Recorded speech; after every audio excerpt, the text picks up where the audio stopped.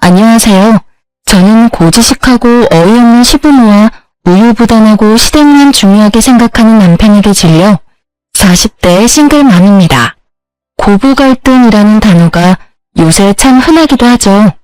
고리타분한 시댁 부모님과 그 사이에서 전혀 도움 안 되는 남편. 그런 면에서 본다면 저의 결혼 생활은 아들 선호 사상에 찌든 시댁 부모님과 그 사이에서 괜히 분란만 일으키는 남편의 합작이었다고 할까요? 정말 말 그대로 대환장 파티였다고 미리 말씀드리고 싶네요. 남편은 3남매 중 장남으로 시댁의 기대를 많이 받았어요. 그리고 저와의 결혼으로도 저는 시부모의 눈총을 많이 받았죠. 기대가 많았던 장남의 결혼 상대로 평범한 집의 외동딸은 마음에 들지 않았을지도 모르죠. 솔직히 결혼 전에 시댁에 대해 미리 알았다면 결혼하지 않았을지도 모릅니다. 하지만 제게는 딱 하나 믿는 구석이 있었거든요. 바로 남편과 한 약속. 합가는 절대로 하지 않겠다는 이야기를 이미 남편과 결혼 전 다 합의해놓은 상태였어요. 옛날 분들이고 시골 분들이라 보수적인 면이 있을 거라고 예측은 했었어요. 그리고 남의 선호 사상도 마찬가지고요. 솔직히 애가 언제 어떻게 생길지 모르는 상황에서 그걸 신경 쓸 사람이 어딨겠어요? 애는 나와봐야 아는 거잖아요. 시댁의 두 분은 그런 고지식한 면에 이어 각자의 개성도 충분했어요. 시부는 괴팍하고 입이 험하다는 것과 시모는 무기력하고 사람을 부리기 좋아한다는 점이요. 그래도 최대한 이해해보려 애썼어요. 남편의 부모님이고 저의 가족이 되실 분들이니까요. 그런데 명절에 직접 부딪히게 된 두 분은 정말 남달랐어요. 어떤 면에서 그런가 하면 가족에게라도 가차없다는 걸 보게 됐거든요. 남편은 장남이고 그 아래로 도련님, 막내로는 아가씨가 있어요. 그런데 아가씨가 일찍 결혼해서 딸만 셋을 낳았거든요. 아무리 그래도 본인들 딸이고 손녀면 예뻐해 줄 법도 한데 처음 명절 맞이하는 며느리 앞에서 아가씨 욕을 엄청나게 하더라고요. 게다가 아가씨의 세 딸에게도 참 쓸모없는 것들이라며 이때 제가 받은 충격은 정말 대단했어요. 그리고 생각했죠. 앞으로 내가 낳을 아이들이 딸이면 우리 딸들도 저런 꼴을 면하지 못하겠구나 하고요. 그런 취급을 당해서인지 당연히 아가씨며 도련님이며 시부모님과 사이가 좋지 않았어요. 어느 정도냐면 시부모 생일날에도 오지 않을 만큼요. 제가 시댁 때문에 이혼을 생각한 건 첫째 딸을 낳고 난 뒤였어요. 보통 16주년 아이가 딸인지 아들인지 이야기를 해주는데 병원에서는 돌려서 딸아이임을 이야기해 주더라고요. 그때 시댁에서 시녀의 딸들에게 어찌 대하는지가 바로 떠올랐죠. 혹시라도 내 딸이 저렇게 되면 어쩌나. 설마 그래도 손녀딸인데 예뻐하지 않을 리가 없겠지. 수많은 생각을 했는데 역시나 아이를 낳고 시부가 그러더군요. 맏딸은 살림 미천이라니 용서하지만 두 번째는 없다. 지금 시대가 어느 시대인데 딸을 살림 미천이라고 하다니. 그 단어에 저는 순식간에 시댁과 확 멀어진 기분이었어요. 게다가 둘째까지 딸을 낳았을 때는 출산 후 조리도 제대로 못했어요. 조리 중에 시댁에 불려다니기 일쑤였거든요. 게다가 시부의 말들이 버티기가 힘들었거든요. 씨가 잘못된 게 아니면 밭이 잘못된 거 아니겠냐? 어째 연달아 꽝을 뽑아? 꽝. 제 딸들에게 꽝이라는 말까지 하는 시부를 보니 정말 참을 수 없겠더라고요. 결국 저는 큰일이 아니면 웬만하면 시댁을 가지 않게 됐어요. 이혼이라는 게 촉발되는 사건이 큰 거지 보통 살면서 자잘한 것들이 쌓여서 하게 되는 거잖아요. 저도 마찬가지였어요. 시댁의 이런 무지한 매도와 딸들을 향한 나쁜 말들, 그 딸들을 낳은 저에 대한 폭언 속에서 그렇게 이혼에 대한 생각을 계속하고만 있었어요. 그렇게 10년을 지냈죠. 첫째 아이가 학교에 들어갈 무렵 저는 셋째를 임신했어요. 임신을 하고도 마냥 기뻐할 수 없었고 정신적으로 너무 시달려서 그런지 첫째, 둘째 때와는 다르게 입덧이 너무 심해서 힘들었어요. 사실은 임신 사실을 시댁에 알리고 싶지도 않았어요. 또 딸이면 무슨 소리를 들을지 모르니까요. 그런데 16주가 돼서 병원에 가니 이번에도 딸일 것 같다고 하더라고요. 결국 제 임신을 알아챈 시모가 제게 말하더라고요. 너 셋째 임신했니? 병원에서는 성별이 뭐래? 아들이라니? 저는 시모의 그 물음에 입을 꾹 닫았어요. 대답을 할 수가 없었어요. 하지만 침묵이 대답이 돼버렸죠. 또 딸이야? 넌 도대체가 쓸모가 없어. 어떻게 연달아 딸만 낳아? 내가 속상해서 너 옛날 같으면 당장 소박 맞고 천년 드릴 일이야 이거. 그런 말을 하는데 한마디 쏘아붙이고 싶어서 참았어. 마치 죄인이 된 기분에 정말 더러웠죠. 게다가 옆에 있던 남편은 한마디도 안 하고 제가 그런 모진 말들을 듣는 걸 그대로 듣고만 있었어요. 보통 이쯤에 부모님을 말리지 않나요? 저희 남편은 무신경하게 안 들리는 척 하더군요. 이때 정말 이혼이라는 두루뭉술한 생각이 확고한 자리를 잡아가고 있었던 것 같아요. 그날 저녁 밥을 먹는데 앉은 자리는 가시방석, 먹는 건 모래알이었어요. 당장이라도 박차고 나가고 싶은데 꾹 앉아 있었어요. 밥만 먹으면 집에 갈 거야. 그 생각 하나만으로요. 그런데 밥 먹는 내내 시모는 제가 좋아하는 반찬을 쏙 골라서 저와 제일 먼 자리에 놔둬버리더군요. 게다가 된장이나 고기에 젓가락이라도 댈라치면 아들도 못 낳는 며느리가 어디서 고기 반찬을 탐하냐며 소리치는데 이때쯤에는 참는 데에 도 같은 저라도 참기 어려웠어요. 그날 시댁에서 아무것도 못 먹고 집에 와서 치킨이며 피자며 다 시켜서 엄청나게 폭식했었어요. 그렇게 잘 참던 제가 터진 건 어린이날이었어요. 임신한 몸으로 첫째와 둘째를 데리고 어린이날을 맞아 근처 동물원이라도 가려고 했었거든요. 남편은 어린이날 근무가 잡혀 못 오게 됐던지라 제가 두 딸을 데리고 가기로 했죠. 딸들이 워낙 순하고 엄마 바락이라 데리고 다니는 게 힘들지는 않았고 매번 천덕꾸러기 취급당하는 딸들이 불쌍해서 제 몸이 힘들더라도 이번에는 애들한테 맞춰주려고 했던 거예요. 그런데 시모에게 전화가 왔어요. 예, 너 와서 일 좀 거들어라. 어차피 어린이날 쉬지 않니? 어머님, 저희 오늘 애들 데리고 어디 가기로 해서 오늘은 못 갈 것 같은데 주말에 가면 안 될까요? 이 말을 하는데도 저는 여러 번 참아야 했어요. 임신 4개월의 여자와 아직 어린아이 둘. 도대체 시댁에 가서 무슨 일을 할 수 있을까요? 집안일이라면 몰라도 시댁에서 도와달라는 건 강도 높은 작업뿐이었거든요. 꼴에 자기들도 애들이라서 어린이날 놀러 가야 한대? 어린이날이 왜 노는 날이야? 쓸모없는 것들은 집에 와서 일이라도 도와야지. 벌써 노는데 정신 팔려가지고. 그리고 너도 마찬가지다. 임신했다고 몸살이나 본데 딸은 낳아도 낳은 게 아니야. 딸만 내리 셋이야. 네가 우리 집에 미안한 마음이 요만큼이라도 있다면 당장 달려와서 일해야지.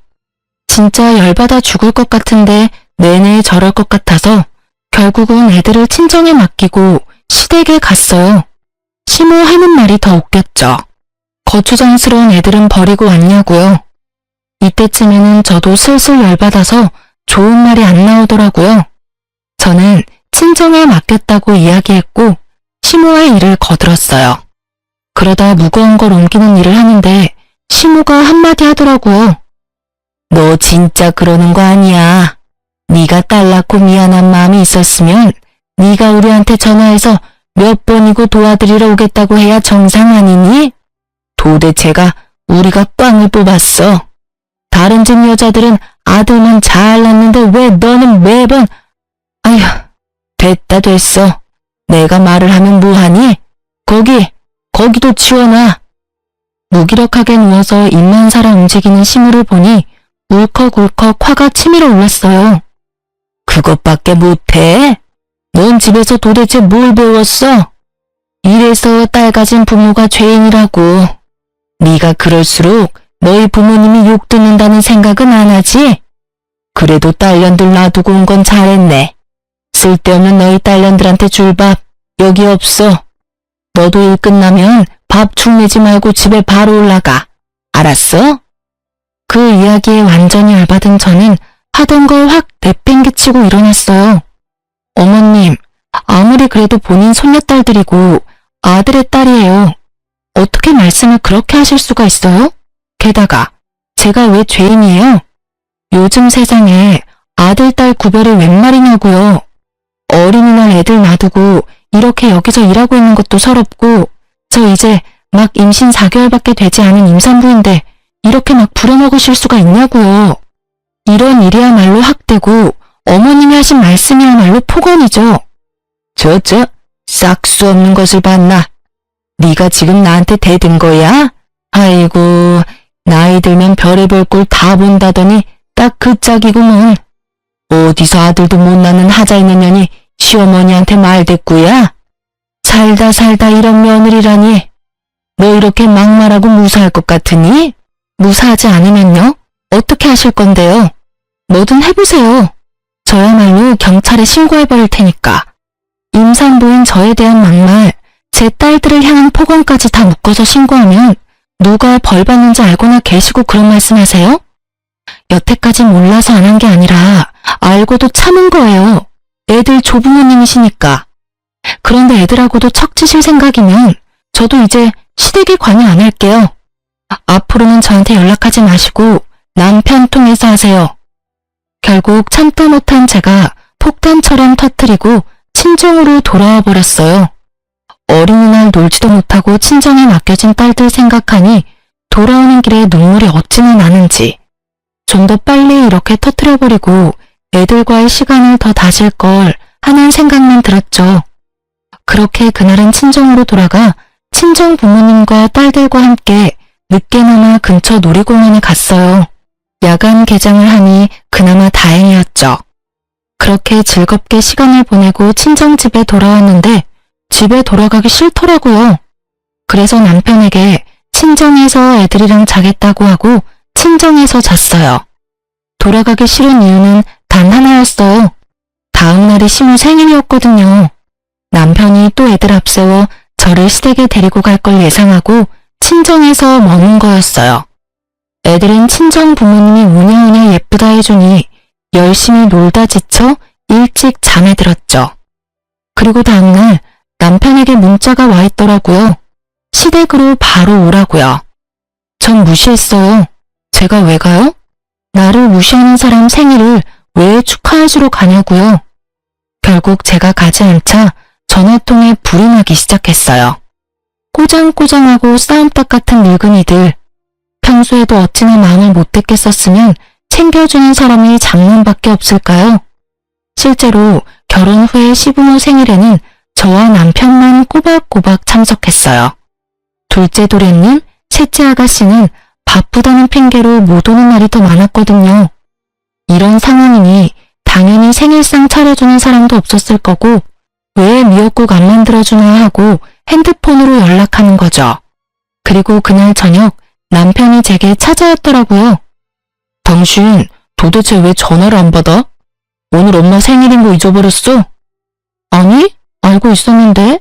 근데 안 간 거야. 혹시 어제 엄마랑 싸운 것 때문에 그래? 그런 거면 당신이 좀 이해해 줬어야지. 옛날 분이시잖아. 당신한테 그런 말 하는 거 하루 이틀 일도 아니고. 그냥 참고 넘어가면 되는데 왜 긁어 부스럼을 만들어? 나만 갖고 그러면 이해해. 근데 당신은 당신 딸들도 똑같이 쓸모없는 취급 당하는데 그러면 참고만 있어? 난 그렇게 못해. 그리고 어제 어린이날이었지? 당신 없이 4개월 된 임산부 혼자서 애 둘 데리고 놀러 가는 거면 당연히 시댁에서도 이해해줘야 하는 거 아니야? 왜 우리 딸들은 어린이날에 제대로 놀지도 못하는 건데 그것도 당신 엄마 때문에. 여태껏 당신이 중간에서 중재 안 해줘도 나 혼자 여태 잘 참았어. 근데 남은 게 뭐야? 우리 애들 그리고 나 쓸모없다는 꼬리표만 잔뜩 달았지? 아주 좋겠어? 마누라네 딸이며 모욕적인 말 다 듣게 만들어놓고 혼자만 쏙 빠진 아빠라서. 제 말에 남편이 한숨을 푹 쉬더라고요. 한숨 쉬지 마. 지금 여기서 한숨 쉴 사람이 누군데 당신이 한숨을 쉬어? 난 내 딸 그딸 취급밖에 안 하는 사람들 부모로 인정 못해. 그러니까 시댁 부모님 모시고 싶으면 자기 혼자 모셔. 나 이제 앞으로 행사했어도 안 갈 테니까. 결국 제 입에서 그 말이 나오고서야 남편이 사과하더군요. 미안해. 앞으로 내가 중간에서 잘 해볼게. 나도 우리 딸도 소중해. 그러니까 오늘은 집에 돌아와. 남편이 뒤로 보이는 친정엄마, 아빠에게 고개를 꼬박 숙였어요. 장인어른, 장모님, 죄송합니다. 저희 집 사정 때문에 이렇게 힘들게 해드려서. 아니, 우리는 손주들이랑 시간 보내서 좋았네. 바쁘면 우리한테 애들 맡겨도 되니 걱정 말게. 결국 남편 말에 저는 아이들과 집으로 돌아왔어요. 일단 남편의 곁에 돌아오긴 했지만 시댁과의 골은 더 깊어졌죠. 솔직히 아무래도 상관없었어요. 이제 상관 안 하기로 했으니까요. 그런데 살다 보니 가족이라는 이름만으로 엮이게 되는 일이 있더라고요. 그건 호적을 파지 않는 이상 따라오게 되어 있으니까요. 임신 8개월쯤 친정아버지가 좀 아팠어요. 큰 병은 아니었지만 입원해서 치료를 몇 달간 받아야 했고 그것 때문에 어머니는 몸도 마음도 많이 우울해졌어요. 저는 당시에 밀린 연차를 사용해 쉬고 있었기 때문에 엄마를 대신해 아버지 수발을 들러 가야겠다고 생각했어요. 여보, 내가 애들 데리고 잠시 친정 가야겠어. 아버지 아프니 엄마가 무리하고 있고 마음이 많이 안 좋으신가 봐. 우리 딸들 있으면 엄마도 기분 좋아하시니까 애들하고 같이 지내면서 아버지 수발은 내가 좀 들어드리게. 뭐? 당신 지금 뱃속에 애가 8개월이야. 어떻게 그런 놈으로 수발을 들어? 그럼 어떡해. 엄마가 저렇게 힘들어하시는데. 아니면 우리 친정에 합가라도 할까? 어차피 우리 전세 사는데 전세금 빼서 친정 부모님 돈이랑 합치면 더 큰 집에서 살 수도 있고. 우리 엄마가 애들 돌봐주면 나도 당신도 움직이기 더 편할 거야. 애 낳고 실제로 나 일 들어가면 어떻게든 친정집에 애들 맡기게 될 텐데 더 좋을 테고. 저는 남편에게 합가 이야기를 꺼냈어요. 아버지도 아프시고 어머니도 안 좋은 상황에서 제가 생각할 수 있는 가장 편한 방법이었죠. 그렇지만 남편 표정은 영 별로더군요. 그럴 거라고 예상은 했어요. 누가 합가를 좋아하겠어요? 결국은 합가 이야기는 없던 걸로 하고 당분간 친정에서 애들 데리고 지내며 아버지 엄마 챙기기로 했어요. 그렇게 짐을 다 싸고 그 다음날 친정에 가려는데 남편이 절 부르더라고요. 혹시 우리 집이랑 합가할 생각은 없어? 합가하면 유산을 지금 당장 물려주시겠다고 하시는데. 난 유산 필요 없어. 그러니까 합가 안 해. 나랑 시댁 상황 알잖아. 그걸 알면서도 나한테 합가하자는 말이 나와? 그리고 지금 우리 아버지 아파. 솔직히 시댁 부모님이 아파. 그렇다고 우리 부모님이 젊어? 그것도 아니잖아. 혹시 내가 친정이나 합가하자고 이야기했다고 시댁에 전화해서 모시겠다고 한 건 아니지? 그런 건 아니야. 그냥 우리도 이제 목돈도 좀 만질 때도 됐고 애 태어나면 돈 될 것도 많은데 어떤 식으로든 도움을 받으면 좋잖아. 돈은 내가 벌 거야. 그러니까 애를 봐줄 사람이 필요한 거지 돈이 필요한 게 아니라고. 게다가 당신 돈돈거리는데 돈이 중요한 게 아니야. 아픈 친정아버지 두고 왜 내가 멀쩡한 시부모님을 모셔야 해? 내가 먼저 아버지 아프다고 말했잖아. 그러면 이런 이야기는 당신 선에서 알아서 해결하면 안 되는 거야? 철벽을 치는 제 말투에 남편은 난감한 듯 다리는 달달 떨고 있었어요. 저 모습을 보니 분명히 시댁에 뭔가 언지를 줬을 것 같더라고요. 된다느니 알겠다느니 그런 말부터 덥석했을 것 같은 느낌. 그래서 남편에게 물었어요. 당신 설마 합가하는 거 그렇게 하자고 한 거야? 나한테 대답도 안 듣고? 만약 그런 거는 난 못해. 할 마음도 없고 할 자신도 없어.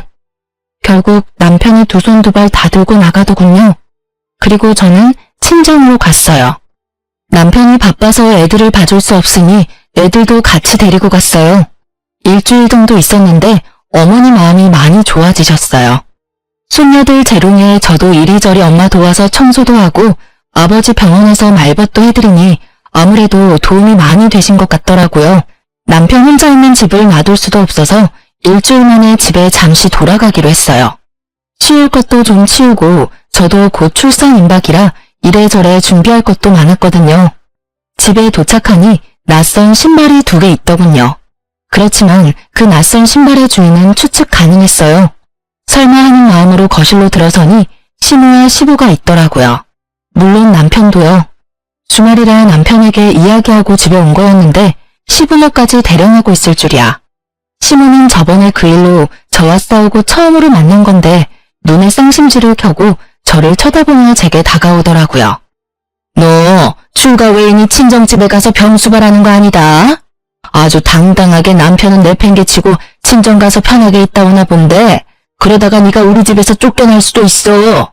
그리고 네가 맏며느리인데 우리 수발은 네가 들어야 하는 거 아니니?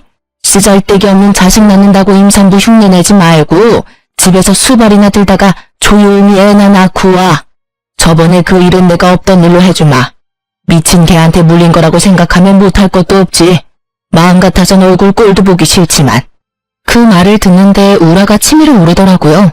만삭의 며느리한테 저런 말을 하고 싶기는 해요. 미친 개한테 물린 거라고 생각한다니 그 기대대로 미친 개처럼 굴기로 했어요. 요즘 시대가 어떤 시대인데 그런 말을 하세요? 그리고 누가 저더러 친정 가서 편하게 있다 온다고 해요?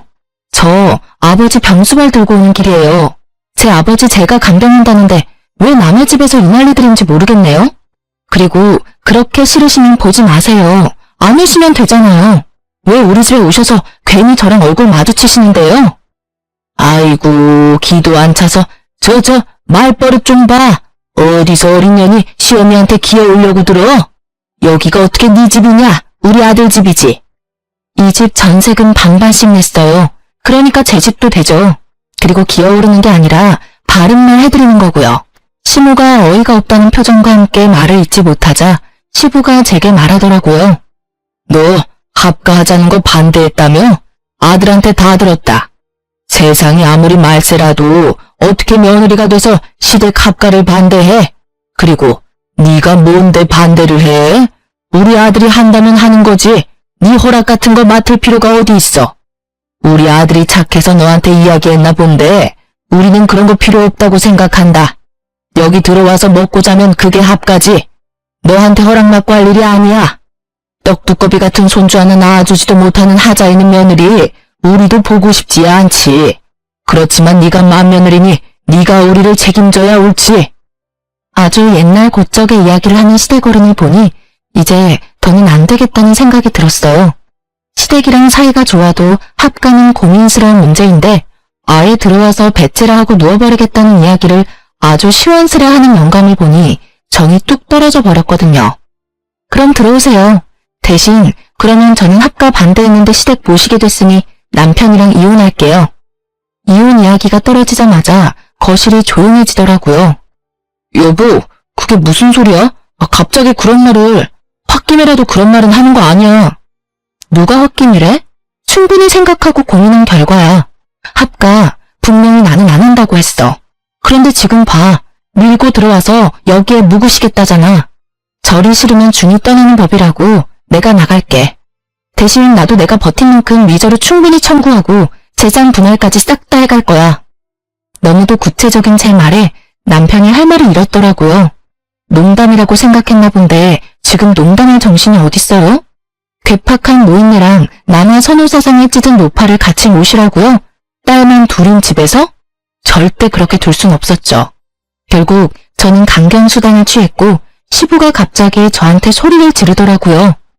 어디서 이런 년이 튀어나와서는 네가 우리 아들 인생에 오점을 남기겠다는 거야? 이 망할 년이 어디서 시어른들이 본인 앞에서 이혼을 운운해? 그래, 네가 이혼하겠다고 하면 여기 있는 사람이 무서워라도 할 줄 알아? 어디 수발 들기 싫어가지고 잔머리를 쓰는 거야? 잔머리 아니고 제 진심이에요. 합가하실 거면 이혼할 겁니다. 저 더 이상 양보는 못해요. 결혼하고 10년 가까이 두 분 폭언과 제 딸들을 향한 모욕적인 언사에도 남편 하나 보고 참았어요.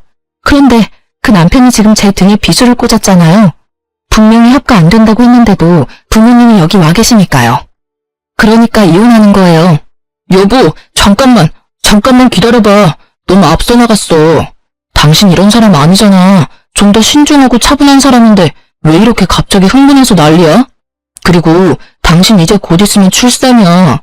그 몸으로 무슨 이혼을 생각해? 셋째는 아빠 얼굴도 못 보고 자라게 할 거야. 그것 때문에 지금까지 질질 끌어온 거지. 그거 아니었으면 나 당신이랑 애초에 이혼했을 거야. 그리고 내 출산에 대해 굉장히 깊이 배려한 것처럼 보이는데 그럴 거면 이 합가를 애초에 당신이 막았어야지. 방금 어른들 말씀 못 들었어? 딱 봐도 딸 낳은 나한테 몸 졸이고 뭐고 시집살이부터 시키실 것처럼 보이잖아. 당신 눈에 그게 안 보인다면 당신이 날 조금도 생각하지 않는다는 게 되겠지. 그러니까 내가 출산을 원활히 하길 바란다면 차라리 그냥 여기서 이혼해줘. 나는 저기 계시는 두 분은 절대 수발들면 못 사니까. 야, 너 뭐가 그렇게 잘나서 남편을 잡아? 오냐, 이혼하면 누가 무서울 것 같아? 이혼해. 우리도 너 필요 없어. 어디 아들도 못 낳는 물건 주제에 우리도 아들 낳은 다른 여자 데리고 와서 대이으면 돼. 너 같은 거 집 나간다고 해서 눈썹이라도 하나 꿈쩍할 줄 알았어? 그 꼴로 이혼하고 어련히 잘 살겠다. 나중에 가서 후회해도 소용없어. 쓸모없는 건 시아버지 수발이라도 들게 하려고 했더니만. 그래, 가. 네 얼굴 안 보는 게 차라리 속 편하겠다. 신우의 악에 바친 소리에 저는 남편에게 눈빛을 보냈죠.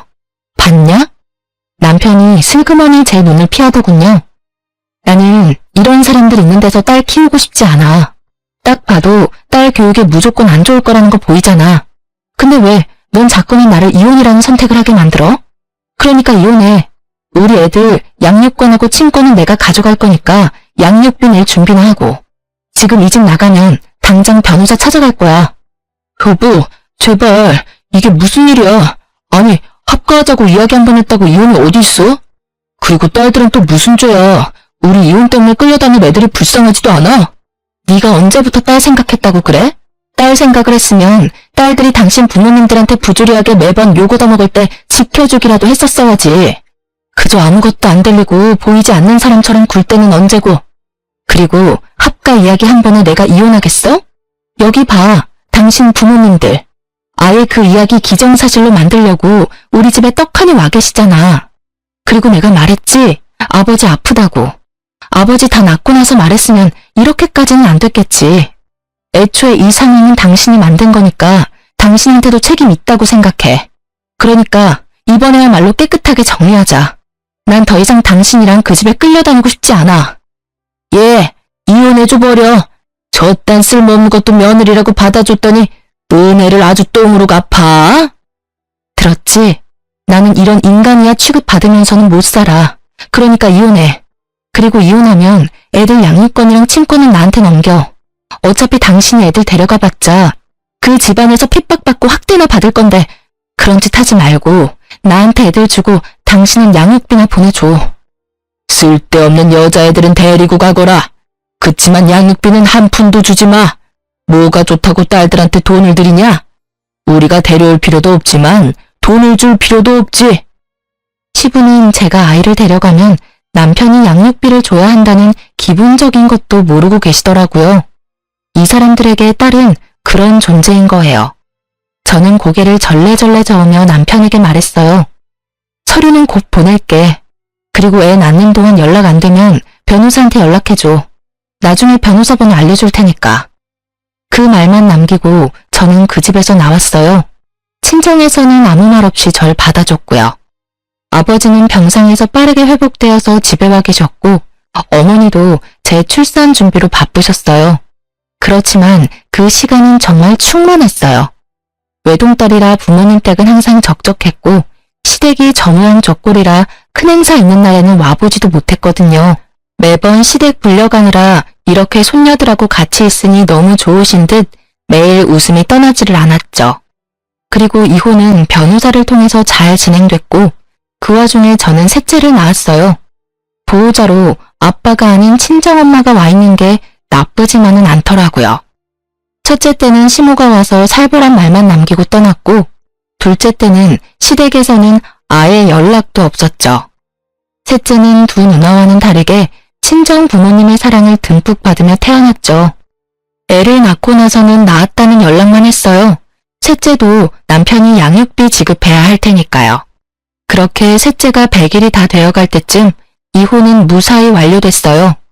그런데 남편이 셋째 얼굴 보고 싶다고 하더군요. 사실 보여주고 싶지도 않았지만 친정에 오라고 했어요. 남편은 애를 보러 오겠다고 해놓고선 저한테 그러더라고요. 당신 내가 봐줄 테니까 이만 땡깡 부리고 돌아와. 이혼했지만 다시 결혼은 할 수 있고 솔직히 나는 당신이랑 헤어지고 싶은 마음 없었어. 부모님들 때문에 이렇게 된 것뿐이잖아. 아직 우리 사이의 마음은 그 정도는 아니라고 생각하는데. 저는 남편 말에 웃음부터 났어요. 지가 뭔데 날 봐줘요? 네가 뭔데 날 봐줘. 네가 뭔데. 너 여태까지 내 남편도 아니었어. 우리 딸들 아빠도 아니었거든? 넌 그냥 너희 부모님 아들이었지. 재결합하면 뭐가 바뀌는데? 아무것도 변할 게 없잖아. 내 딸들을 시부모님들에게서 지켜주지도 못했으면서. 두 번 다시 무책임한 말 꺼내지 말고 조용히 애나 보고 가. 남편은 본전도 못 찾고 잠든 애기 얼굴을 보더라고요. 그러더니 이리저리 살펴보더니 놀란 얼굴로 묻더라고요. 혹시 셋째가 아들이야? 저는 답을 피했어요. 말하고 싶지 않았거든요. 아들이라고 하면 얘만 쏙 데려갈까봐 걱정했고요. 사실 중간부터 아들인 거 알고 있었어요.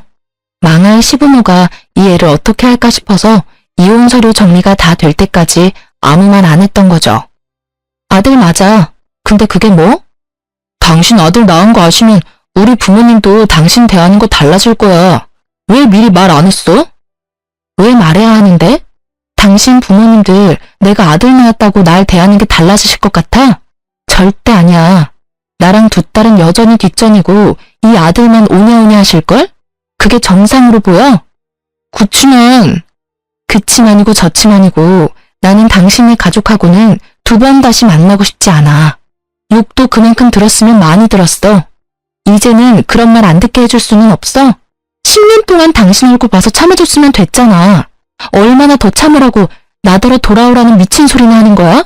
제 불호령에 남편이 말을 못하더라고요. 정신이 똑바로 박힌 인간이면 이 상황에 그런 소리 못하죠. 당신 힘들어서 나더러 돌아오라고 하는 것 같은데 수발은 당신 혼자나 열심히 들어. 나는 절대로 그쪽으로는 안 돌아가. 그리고 이미 우리 이혼 서류 정리 다 됐거든? 법적으로 남남이야. 그러니까 제발 당신이 아버지로서의 정이 조금이라도 남아있다면 딸들을 위해서라도 그 집에 돌아오라는 말은 하지 마라. 혼자 효도해. 나는 나대로 딸들하고 잘 살 테니까. 결국 남편은 더 이상 아무 말도 못했고 보다 못한 아버지가 한마디 하셨죠. 자네 진짜 너무하지 않나? 어떻게 우리 집 귀한 딸한테 10년을 모진 말을 듣게 만들어 놓고 다시 그 짓을 또 하라고 할 수 있냐는 말이야. 자네가 진짜 내 딸을 조금이라도 생각한다면 그냥 여기서 돌아가게. 우리는 이미 그쪽 집안 사람하고는 남이야.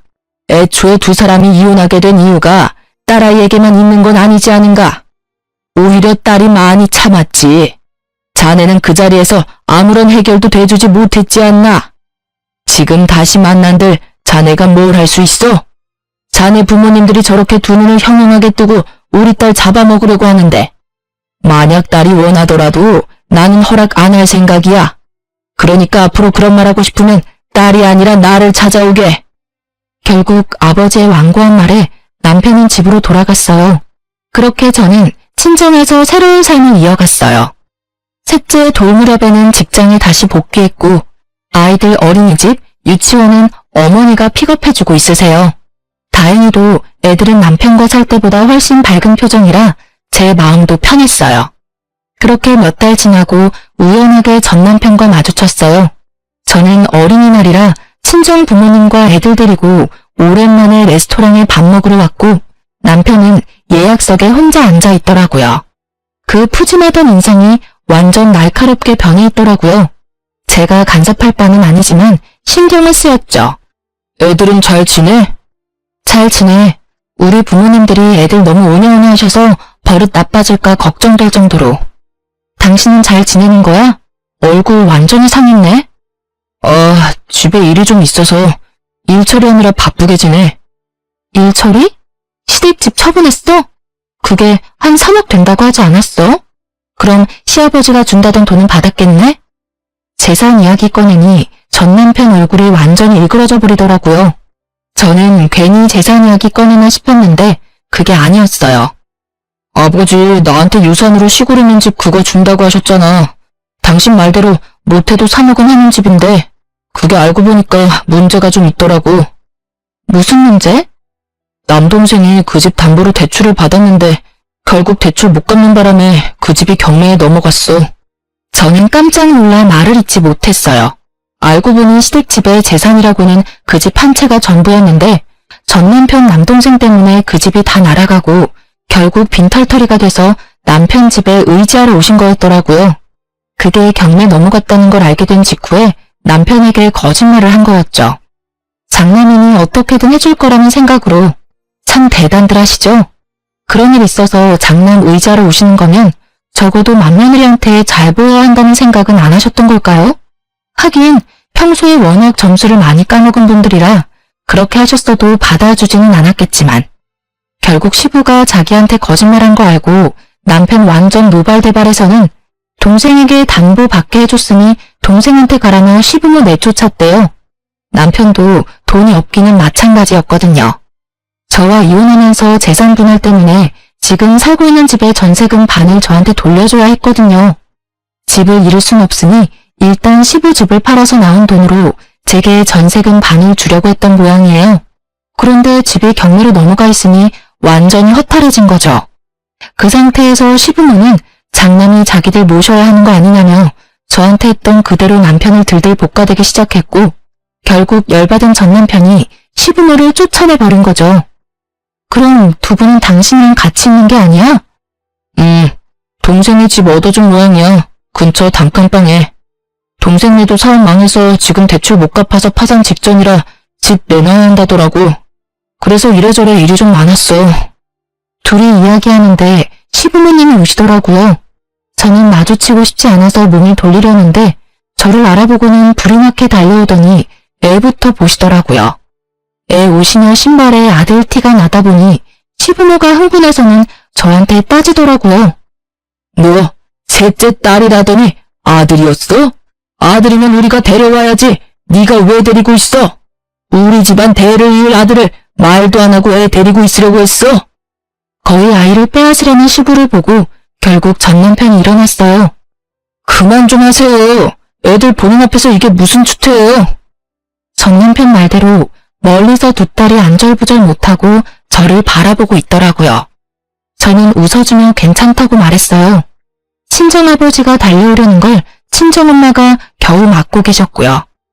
내가 뭘 잘못했어? 아들이면 당장 우리가 데려와야지. 그래도 마지막에 쓸만한 짓을 했네. 아예 쓸모없는 물건인 줄 알았더니.